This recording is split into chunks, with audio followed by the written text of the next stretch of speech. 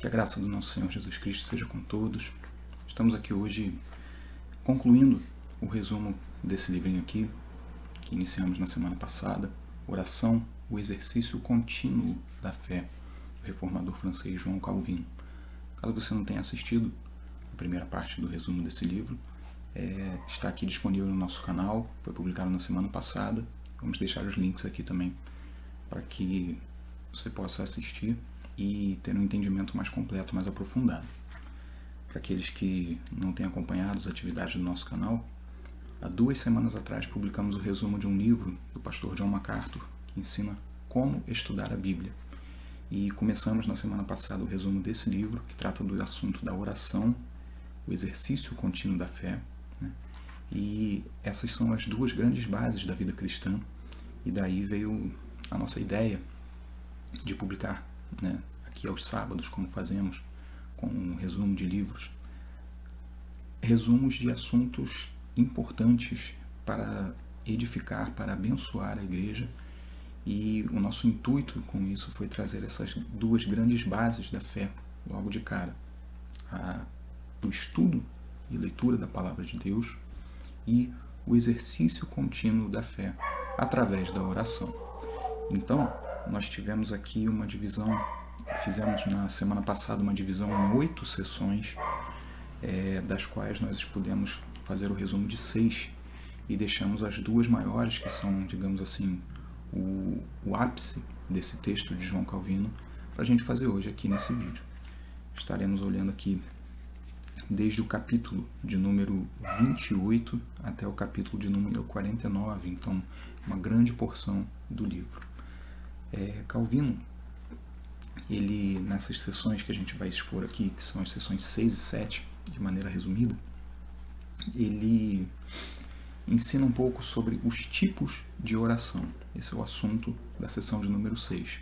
E na sessão de número 7 ele faz uma exposição detalhada da oração do Senhor, conhecida como oração do Pai Nosso.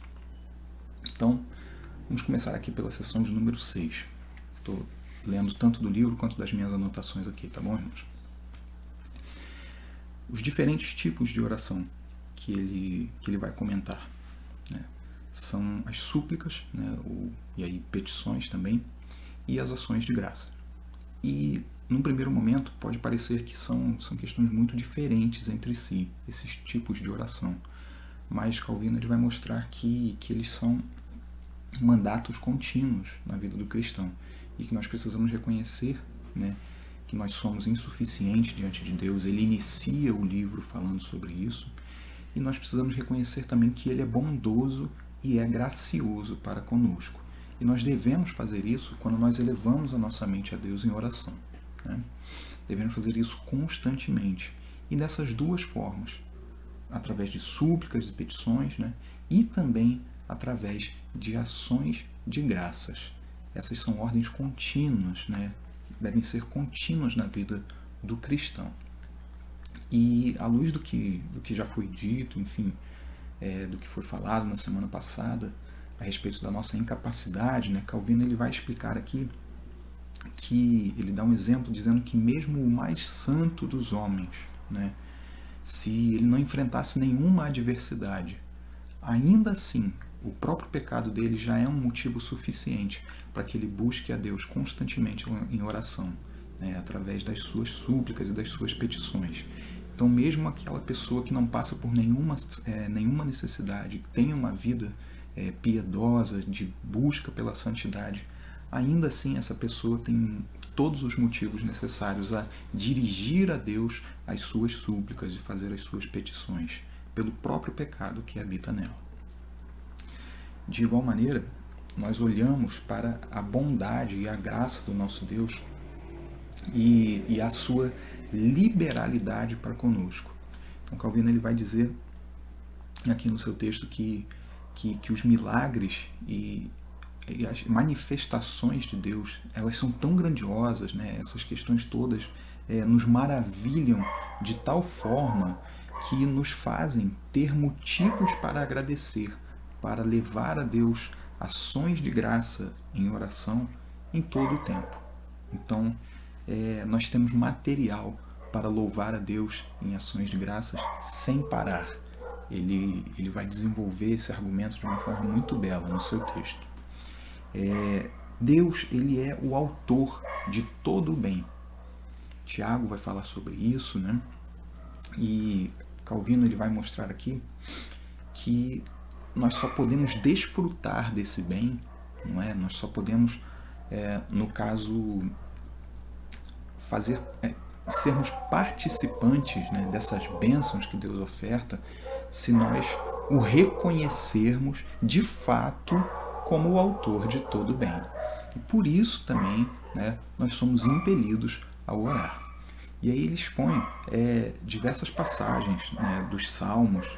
Ele vai falar também do profeta Isaías, do profeta Jonas, Oséias. Ele expõe aqui também uma palavra de Paulo que vai sempre nesse sentido, né? Existe uma ligação íntima entre a súplica e a ação de graças.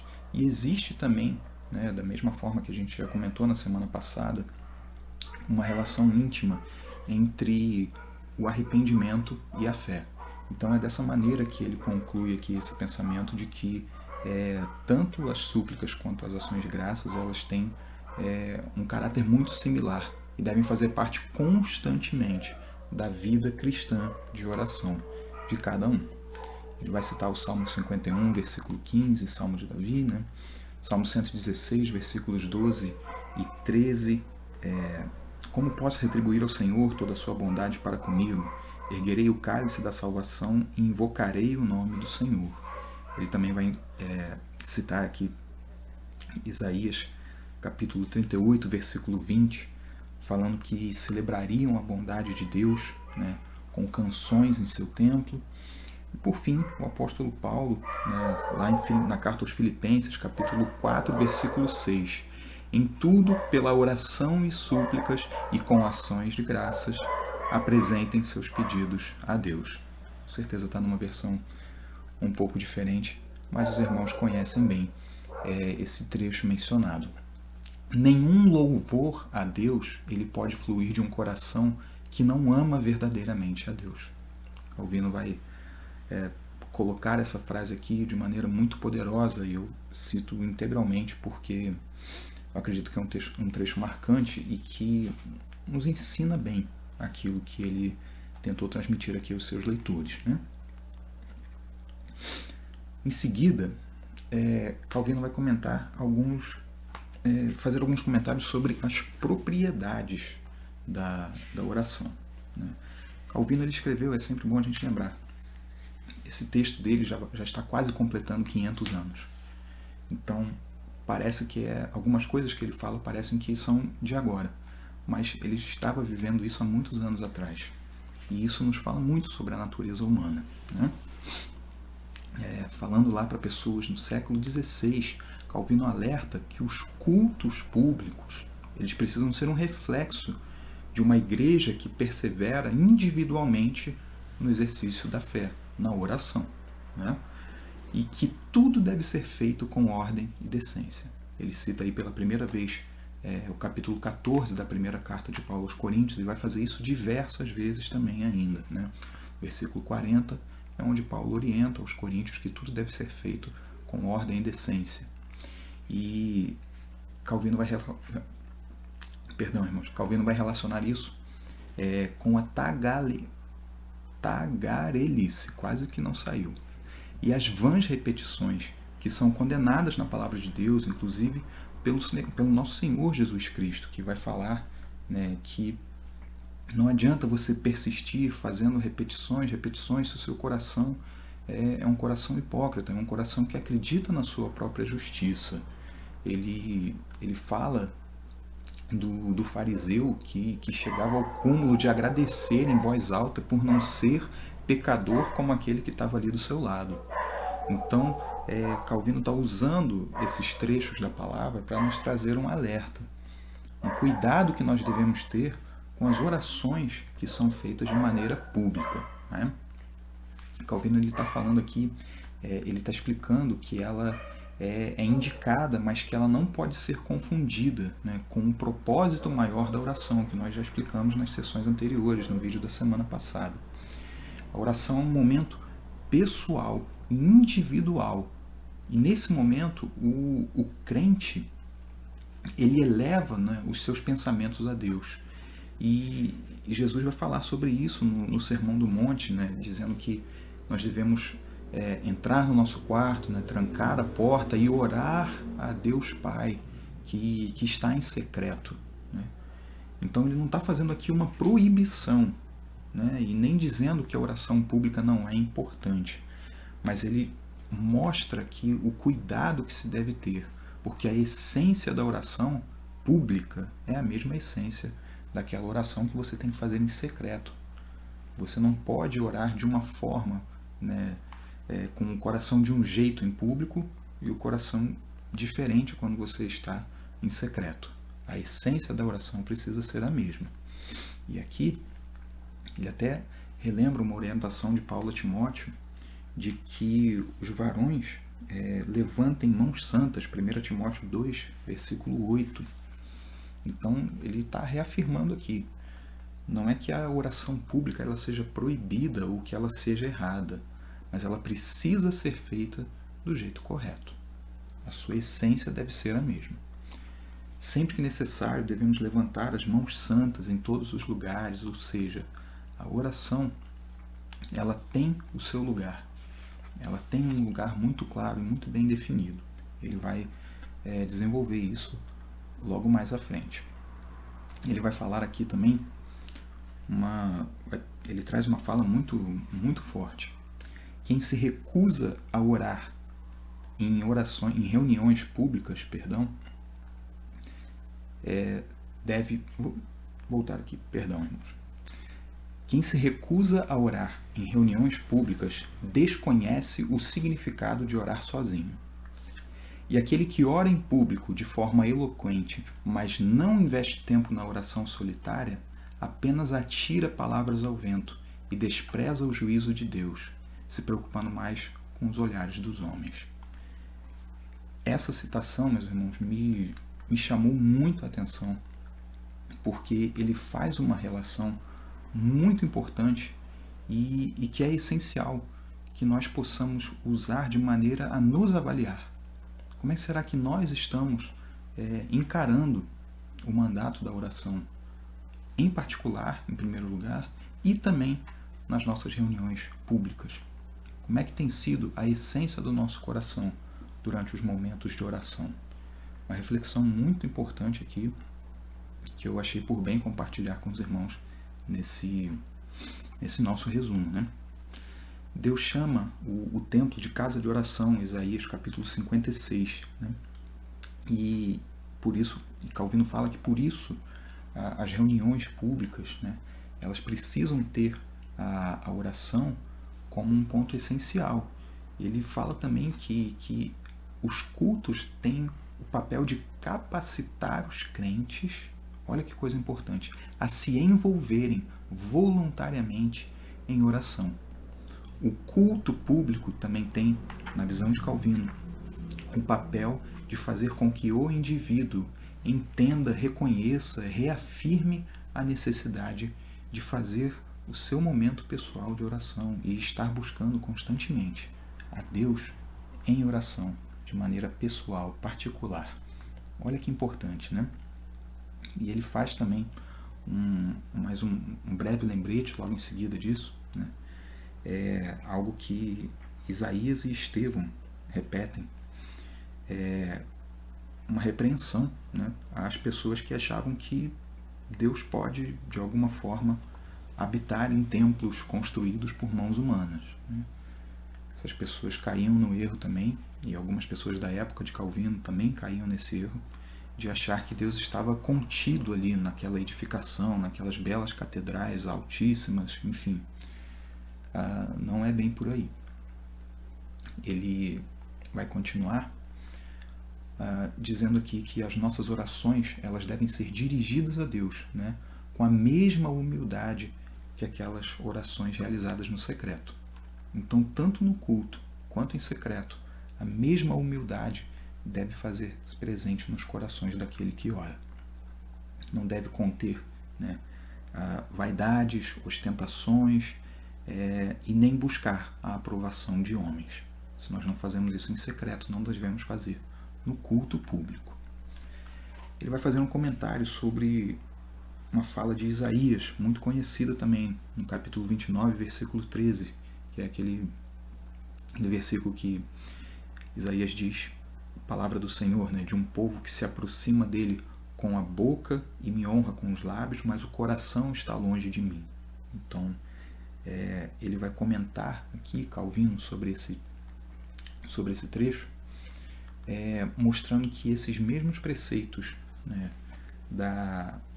das orações faladas, tudo aquilo que nós já vimos nessa sessão e também nas outras do resumo da semana passada, também se aplica à parte cantada do culto, porque os cânticos eles são orações e digo, da mesma forma que você precisa falar as suas orações da forma correta, com o coração entendendo aquilo que você está fazendo, isso se aplica também na questão musical, na parte do canto durante os cultos, né? Calvino vai falar isso de uma maneira que deixa muito claro aqui que o canto, seja ele congregacional, coral, individual, não importa, mas o canto não é um momento separado, diferente das orações, né? É um momento do culto como se você estivesse orando. E os preceitos que ele reafirma aqui no caso são os mesmos que já foram dados a respeito da oração nos trechos anteriores do livro, né? Ele cita novamente 1 Coríntios 14, que é preciso cantar no Espírito, mas também com entendimento, né? A continuidade aí do versículo que fala sobre orar no Espírito e orar com a mente. Ele fala também uma outra palavra de Paulo, dirigida aos Colossenses, capítulo 3, versículo 16, que deve servir para a edificação mútua dos crentes. Então, ele fala que a mente deve prestar mais atenção ao sentido espiritual das palavras do que o ouvido à música, à melodia, às harmonias. Então ele diz que, havendo esse cuidado, e ele confirma isso através de uma citação de Agostinho nas suas confissões, né? Ele vai encerrar esse tópico aí dizendo que o canto no culto ele tem um caráter sagrado, ele é saudável, desde que seja observada o mesmo conjunto de regras que se aplicam à oração, de maneira que o principal intuito não pode ser agradar ouvidos humanos. Quer dizer, é como uma oração pública. Deve ser feito com humildade, buscando agradar a Deus, buscando elevar os nossos pensamentos a Ele. Ele finaliza, né, essa sessão também condenando o uso de idiomas estrangeiros, né, como ele diz que se costumava fazer na época na França e na Inglaterra, que ao invés de se conduzir a liturgia em francês, em inglês, se conduzia em grego ou em latim, de forma que a igreja, o corpo de Cristo, a maioria das pessoas que ali estavam, não eram edificadas, né? Não recebiam a edificação, era uma fala inútil. E ele vai explicar isso, dizendo que sem a compreensão não existe o benefício, né? Da mesma forma que Paulo ensinou aos Coríntios, ele vai fazer aqui mais essa repreensão. A igreja não recebe nenhum benefício das orações se ela não tiver a compreensão disso. E a oração, né, que ela é feita somente com a língua, sem a mente, ela acaba se tornando desagradável a Deus. E aí ele vai comentar de uma forma muito interessante no final, dizendo que por causa disso, a língua nas orações individuais, né, a fala, o idioma, é até desnecessário. Porque nós precisamos lembrar do exemplo, por exemplo, da mãe de Samuel. Ana orou em 1 Samuel com murmúrios incompreensíveis, mas o seu coração estava derramado diante de Deus. Então ele vai dizer, olha, basicamente ele está falando, cuidado com essa ideia de achar que você precisa de palavras rebuscadas, de coisas e tudo mais, de um discurso, de uma eloquência. Deus quer um coração derramado diante dele. E isso, a gente sempre partindo desse princípio. oração individual e depois a oração nos cultos públicos. E aí ele vai ensinar de uma forma muito didática nesse trecho, de muito interessante o modo como ele coloca isso, né? E aí ele finaliza essa sessão, né? Fazendo essa ressalva aí sobre as questões musicais do culto. E por fim, ele chega ao ápice do seu texto, né? Que é a exposição da oração do Senhor, da oração do Pai Nosso. E nós vamos falar aqui rapidamente sobre ela. Claro, não haveria condições de transmitir todo esse conteúdo, e aqui eu já faço um lembrete de que na nossa biblioteca digital, que o link vai estar aqui na descrição do vídeo, nós temos uma outra exposição, né, da oração do Senhor, feita pelo autor Arthur Pink. É um livro gratuito disponível na internet, e que por isso nós colocamos na nossa biblioteca digital, caso os irmãos tenham interesse de aprofundar ainda um pouco mais o seu conhecimento sobre essa oração. Então, vamos lá. Chegamos aqui à 7ª sessão, né, do texto de Calvino, e aí ele vai falar que esse é o modo mais correto, é o modo que traz a forma correta, ensinada por Jesus, para nós dirigirmos as nossas orações a Deus. E ela mostra a bondade sem limites do nosso Deus. Nós começamos já expressando isso, ele é nosso Pai, né? E Calvino vai falar também que nós somos admoestados, né, a buscar a Deus em todas as nossas necessidades, quer dizer, de tudo aquilo que nós precisamos, levemos a Deus, como um pai, né, como um filho faz para com seu pai. Como os filhos vão aos seus pais em busca de todas as suas necessidades que eles querem satisfeitas, nós devemos fazer para com o nosso Deus Pai, né? Foi isso que Jesus nos ensinou, ele providenciou esse modelo, né? Porque talvez não, né? Ele dá certeza disso. O ser humano ele não tem consciência do seu estado de miséria, do quanto ele necessita, do quanto ele precisa de Deus, né? Então, por causa dessa nossa condição ser tão infeliz nela mesma, seria até perigoso que não houvesse um modelo, um ensino de como orar. Isso poderia ser perigoso para nós, porque seria aí uma afronta chegar a Deus com a nossa própria forma de orar, com o nosso próprio método, através do nosso próprio entendimento, né?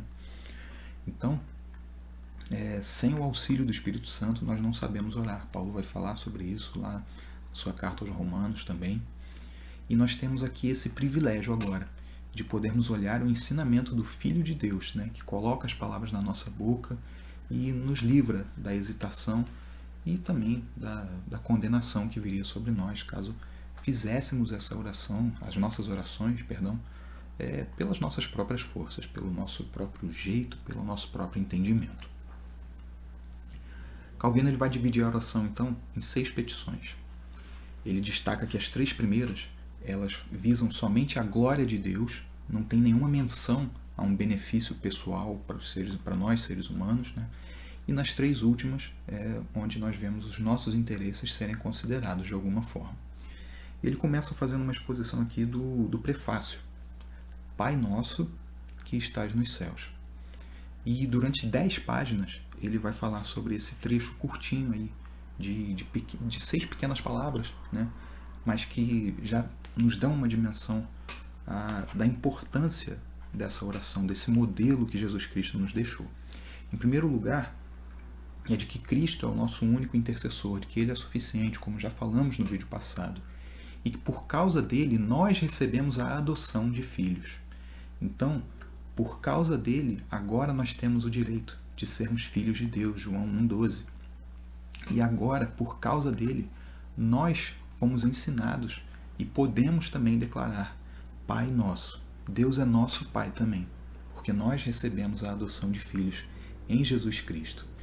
E o Pai é todo poderoso, o Pai é todo amoroso, e por causa disso Ele não vai deixar faltar nada aos seus filhos. O melhor pai humano, ele faz o máximo possível para não deixar faltar nada aos seus filhos, mas nem os melhores pais eles são todos poderosos ou todos amorosos. Apenas Deus é. Então, nós podemos ter confiança e nós podemos ter a certeza de que nada vai nos faltar. Então, nessas duas primeiras palavras, nós já temos aí confiança, esperança e a garantia, né, através de Jesus Cristo, com o testemunho do Espírito Santo, que por causa dele, Jesus, nós podemos também clamar, Abba, Pai. E Jesus também, ele ensinou de uma forma muito específica, porque não é meu Pai, mas é nosso Pai. É Pai nosso, Pai de uma comunidade, de um conjunto de pessoas. Nós devemos modelar as nossas orações de forma que elas alcancem mesmo o corpo de Cristo e todo ele. Porque todos aqueles que estão vivos sobre a face da terra hoje, que fazem parte da família de Deus, são nossos irmãos. Nós temos uma relação familiar com eles por causa da obra de Jesus Cristo. Nós oramos não apenas em nosso benefício, mas em benefício de todo o corpo de Cristo que está aqui na terra. Nós consideramos, né, em especial os da família da fé, Gálatas 6:10. As nossas orações, elas devem trazer essa noção de sermos uma comunidade familiar, né, que Jesus estabeleceu aqui no seu reino. Nós temos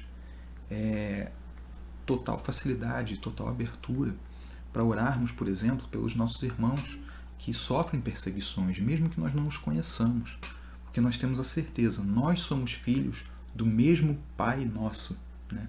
Nós somos adotados no mesmo Filho, Jesus Cristo, e nós somos confirmados no mesmo Espírito Santo. Então, essa é a segunda grande lição que ele traz aqui desse prefácio. Em terceiro lugar, a terceira lição é que nada para o ser humano é tão esplendoroso e tão majestoso quanto o céu. E por isso Jesus colocou o céu na oração que ele ensinou. Ele vai falar que aquilo que para o ser humano é mais grandioso, é maior que existe, né, é usado por Jesus para mostrar o que? É um lembrete de que Deus Pai, ele está acima de tudo, acima de todos. Ele é acima de variação, de toda corrupção, de tudo que existe. Então, quando nós elevamos os nossos pensamentos a Deus em oração, nós não atribuímos a Ele nada que seja daqui da terra, nada que seja carnal, nada que seja terreno, né? Nós não julgamos por padrões humanos. Por quê? Ele está acima de tudo. A vontade dele não é como a vontade de um de nós. E nós depositamos nele, em primeiro lugar, né, a nossa fé, porque ele está infinitamente acima de nós. E, em segundo lugar, nós descansamos como filhos, né? Nós descansamos na certeza de que ele nos ama, de que ele não vai negligenciar as nossas necessidades. Ele é o nosso Deus de salvação, é o nosso Deus de providência. E aqui nós passamos já para as petições propriamente ditas. A primeira petição é a seguinte: santificado seja o teu nome. Isso vai apontar o quê? Para a nossa desgraça, para a nossa injustiça, para a nossa incapacidade de estar diante de Deus, simplesmente.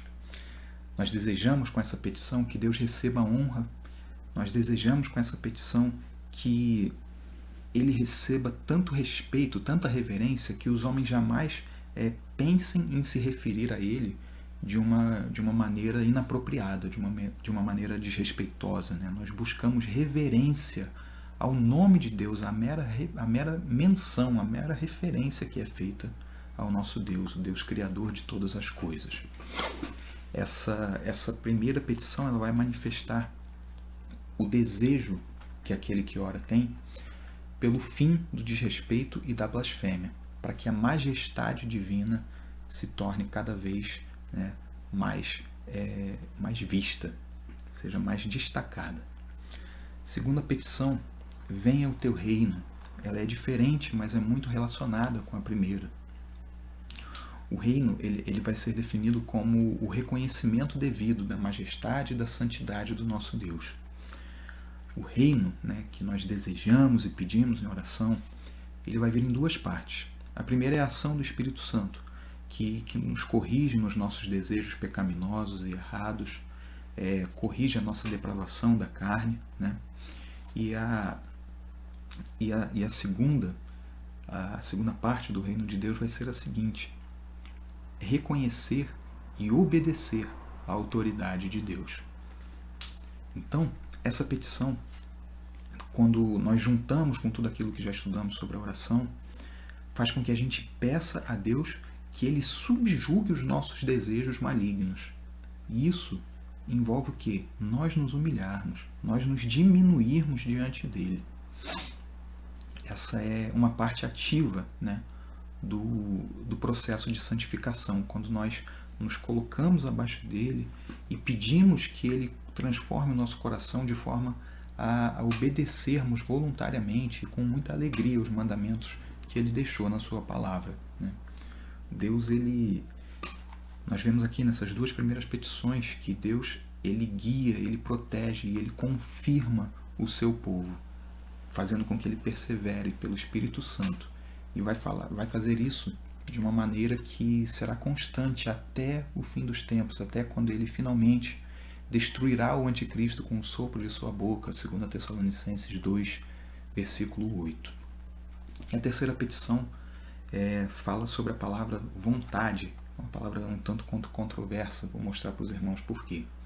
Seja feita a tua vontade não fala aí das escolhas de Deus, né? Mas fala sobre aquilo que Ele revelou na sua palavra, que é o tema do vídeo que fizemos há 2 semanas atrás, inclusive, né? Do livro que resumimos há 2 semanas atrás. Salmo 103, versículo 20, o salmista vai dizer que os anjos obedecem à palavra de Deus. Então é por isso que nós clamamos para que, da mesma forma que existe essa obediência perfeita entre os anjos, não haja mais a rebeldia e a depravação que existe aqui na Terra. Então que essa autoridade de Deus seja de fato estabelecida, né, sobre a Terra, a começar em cada um de nós. Então aqui nós encerramos essa primeira parte da oração do Pai Nosso, que fala sobre a glória de Deus, né? E depois disso Calvino vai iniciar a segunda parte, falando agora sobre a parte da oração que diz respeito aos pedidos que fazemos, no caso aqui, pensando no nosso benefício, né? Ele fala que dá-nos hoje o nosso pão de cada dia. Essa quarta petição significa lançar sobre Deus a nossa ansiedade e desenvolver a nossa certeza de que tudo aquilo que é necessário ao sustento dos nossos corpos está suprido por Deus. Reconhecer que o nosso Pai Celestial não deixa faltar nada daquilo que nós precisamos, né? A nossa fé, ela deve ser exercitada através da oração, até mesmo em uma coisa, digamos assim, pequena, como um pedaço de pão, um pouco de água para beber. Calvino vai dizer que esse exercício vai nos levar a um fortalecimento da certeza de coisas muito maiores. Por fim, da certeza da salvação e da vida eterna, que Deus promete e garante. Então, o fato de nós termos a promessa e a garantia do nosso alimento diário, do pão nosso de cada dia, nos revela que a fidelidade de Deus se estende para todas as esferas da vida. Não importa se é algo pequeno ou algo grandioso demais para nós compreendermos. Deus é o mesmo e Ele é igualmente fiel em tudo que Ele faz. Da mesma forma que o povo no deserto teve o maná e que Jesus posteriormente reconheceu que não só de pão viverá o homem, mas de toda palavra que procede da boca de Deus, nós, nessa petição, estamos basicamente endossando essas mesmas palavras. O pão é nosso. Então, Jesus está mostrando o seguinte: olha, aquilo que você não tem condição de fazer, de adquirir por conta própria, Deus está te dando gratuitamente. Então, é um motivo para nós colocarmos mesmo a nossa gratidão e a nossa fé no nosso Deus. E ele segue para a quinta petição, que é: perdoa as nossas dívidas. 2 pontos muito importantes da nova aliança, profetizada por Jeremias, nos capítulos 31 e 33. Deus ele disse que ia escrever as suas leis no coração, né, nos corações dos membros do seu povo, e diz também que os purificaria de todo pecado. Nosso pecado, ele nos traz uma dívida para com Deus, e nós não podemos pagar essa dívida por nossa própria conta. Somente aquele que recebe a fé em Jesus Cristo, somente aquele que aceita o seu sacrifício, ele tem diante de Deus esse resgate pago, essa dívida cancelada, né? E esse é um ensino muito importante, mas muito importante mesmo, meus irmãos, que a oração do Pai Nosso nos traz. Essa primeira parte, né, as 3 primeiras petições, mostram a perfeição divina.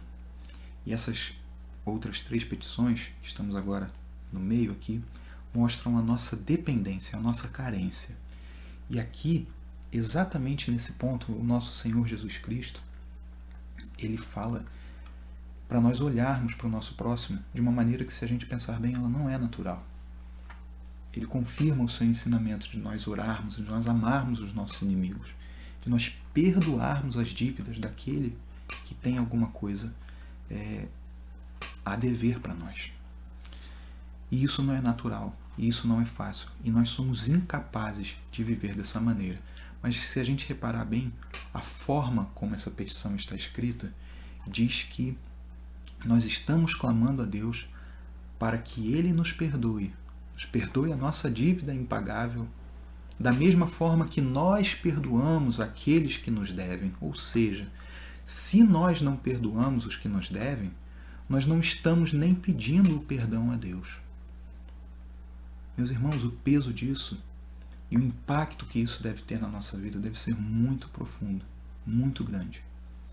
Porque basicamente a gente está vendo que Jesus nos ensina a orar buscando uma transformação na minha forma de enxergar o pecado que o meu próximo comete contra mim. Jesus ele chama os seus seguidores a perdoarem de maneira bondosa, de maneira graciosa, misericordiosa, nos mesmos moldes do que Deus fez conosco. O cristão ele deve ser uma pessoa conhecida nas suas ações e deve ser uma pessoa que ora de maneira a exercitar o perdão. Não pode ser diferente, meus irmãos. Nós estamos aqui basicamente na oração modelo de Jesus, rejeitando o perdão de Deus se nós não liberarmos o perdão para os nossos irmãos que cometem alguma falta contra nós. Por fim, depois dessa 5ª petição importantíssima, nós temos a última, e a 6ª, ela é: não nos deixes cair em tentação. Calvino vai falar aqui sobre a tentação das concupiscências da nossa carne, a tentação que é uma instigação de Satanás, né, buscando nos enganar. E basicamente ele ensina aqui que Jesus está mandando nós orarmos, suplicando a Deus para nos habilitar a vencer esses ataques, que vêm de todos os lados, de dentro de nós mesmos, né? E aí ele fala que existe uma diferença essencial entre a tentação que vem de Satanás, que busca destruir, que busca matar, que busca enganar, e a provação que vem de Deus, como a provação que Davi pediu no Salmo 26, versículo 2. Essa diferença é essencial de nós entendermos. Quando Deus prova os eleitos, Ele está exercitando a sua força, Ele está fazendo com que eles passem por um processo de mortificar e, por fim, dominar a sua carne. Ela visa o crescimento, a construção, e não a destruição, não a derrubada, como é a tentação com Satanás. Ser provado por Deus, passar pelas dificuldades, é uma forma do cristão olhar para Deus como aquele que é a fonte da sua força. Então, nós não oramos pedindo que nós estejamos livres de passar pela tentação. Nós oramos pedindo a Deus que Ele não nos deixe cair, que Ele nos fortaleça. A oração é um reconhecimento de que a força vem somente do nosso Deus. E o consolo que Ele nos dá vem através do seu Espírito Santo. Salmo 60, versículo 12. Conquistaremos a vitória. Da mesma forma que foi com o salmista. Será assim nas nossas vidas, quando passarmos a orar corretamente, a oração que o Senhor nos ensinou. E a observância dessas petições da segunda parte são feitas todas na pessoa do plural. Jesus ensinou dessa maneira, nos ensina que essa oração deve ser pública, né? Já explicamos aqui na sessão anterior, e depois de falar isso, Calvino vai encerrar, né? Chegando aqui na conclusão e também no amém final. Ele fala que mesmo sem constar, né, de alguns manuscritos antigos aí do texto bíblico, essa conclusão, pois teu é o reino, o poder e a glória para sempre, amém, ela se harmoniza muito bem, ela está de acordo total com o restante da oração que foi exposta aqui, está exposta nesse livro que resumimos agora. E por isso não deve ser omitida. Então ele incentiva que seja parte mesmo da oração do cristão. E aí ele vai dizer que nós oramos, né? Essa conclusão vai nos mostrar que nós oramos com muita tranquilidade e com segurança, porque nós estamos exercendo a nossa fé sabendo que não é pelas nossas próprias forças que nós fazemos isso. Na realidade, essa conclusão nos mostra que o reino, o poder e a glória, eles são eternamente do nosso Pai.